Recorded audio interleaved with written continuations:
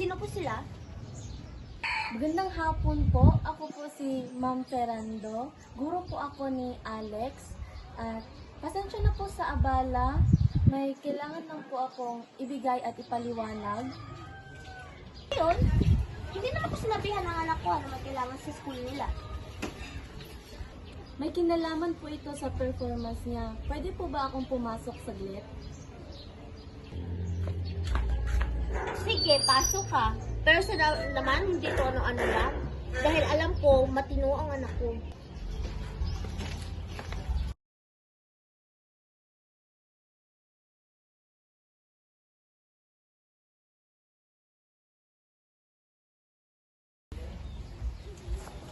Ito po sana ang grades ni Alex ngayong term.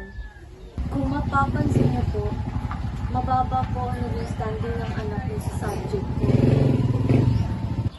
Mababa? Bagsak to ah!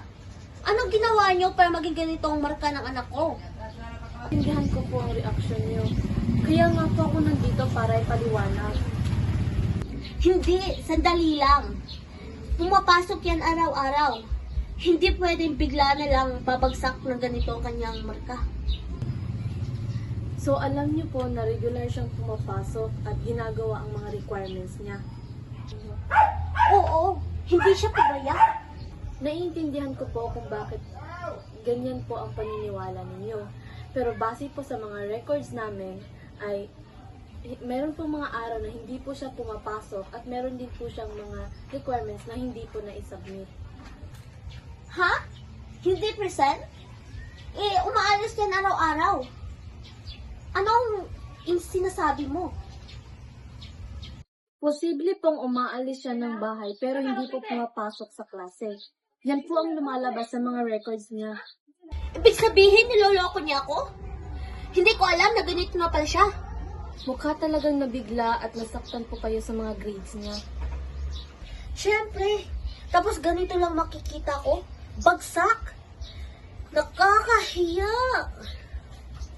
Gusto ko rin pong idagdag na kapag pumapasok si Alex, ay may nakikita po akong kakayahan sa kanya. May kakayahan mo siyang umintindi at umunawa ng mabilis sa klase. Mas lalo akong nainis. Dahil alam niyang kaya niya. Pero sinayang. Opo, kaya nga po mahalaga na malaman natin kung bakit nangyari ito. Hindi pa po natin alam ang buong dahilan. Kakausapin ko siya. Hindi pwedeng ganito lang. Sa ngayon po, bagsak siya dahil sa mga absence at kulang na requirements. Pero may pagkakataon pa po siya na makahabol kung magsisimula po siya ngayon. Siguro ba yan? May pag-asa pa?